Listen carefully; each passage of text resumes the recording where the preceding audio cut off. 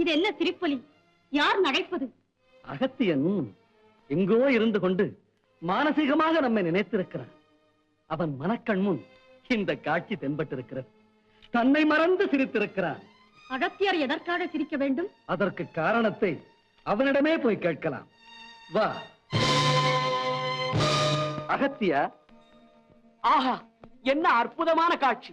இறைவா, எல்லா உலகங்களிலிருந்தும் தங்களின் திருமணத்தை காண அனைவரும் அங்கு வந்து கூடியிருக்கும் போது எளியனிடம் கொடுத்த வாக்கிற்கிணங்க இங்கு என்னை தேடி வந்து மணமக்களாக காட்சி தரும் உமா மகேஸ்வரா, இந்த ஏழை தொண்டனிடம் தாங்கள் காட்டும் அன்பிற்கு அடியேன் எத்தனை ஜென்மங்கள் எடுத்து தொண்டு செய்வது?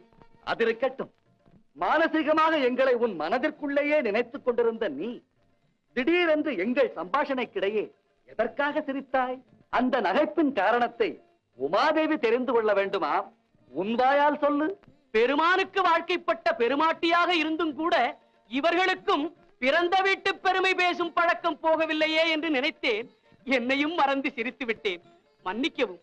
சரி, பெண்கள் பிறந்த வீட்டை விட்டு புகுந்த வீட்டிற்கு வந்துவிட்டால் எப்படி நடந்து கொள்ள வேண்டும் என்று நீ சொல்லு. பெற்றவர்களை விட்டு பெண்கள் கட்டிய கணவன் வீட்டிற்கு வந்துவிட்டால் புகுந்த வீட்டு புகழைத்தான் சொல்ல வேண்டுமே தவிர பிறந்த வீட்டு பெருமையே பேசிக் கொண்டிருக்க கூடாது.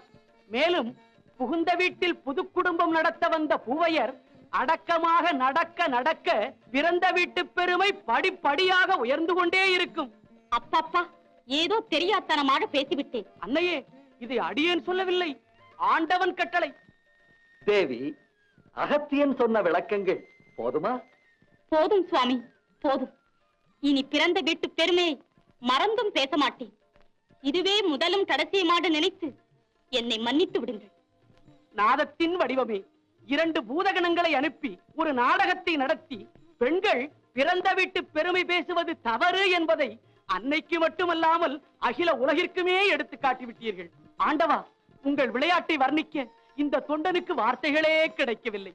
அது சரி, அருந்தொண்டு செய்ய புறப்பட்ட நீ ஆங்காங் அமர்ந்து எங்களையே நினைத்துக் கொண்டிருந்தால் அடுத்து நடக்க வேண்டிய காரியங்கள் எல்லாம் தடைபட்டு நின்றுவிடும். செயலை நோக்கி நட. நிலத்தை நீ சமநிலைப்படுத்தியது போல் மக்கள் மனத்தையும் சமமாக்கு. ஆகட்டும் ஐயனே. அன்னையே, அடியேன் ஏதாவது தவறாக பேசியிருந்தால் என்னை மன்னித்து தாங்களும் வாழ்த்தி அனுப்புங்கள். அகத்தியா, வித்தட்டும் உன் புகழ் பரவட்டும். சென்று வா. தேவி, நீயும் அகத்தியனை வாழ்த்தியது சால பொருந்தும். ஏனெனில் தாயும் தந்தையும் சேர்ந்து நல்லாசி கூறினால்தான் தனையனின் புகழ் ஓங்கும். உண்மை இறைவா, தாயிற் சிறந்த கோவில் இல்லை, தந்தை சொல்மிக்க மந்திரம் இல்லை. இறைவா.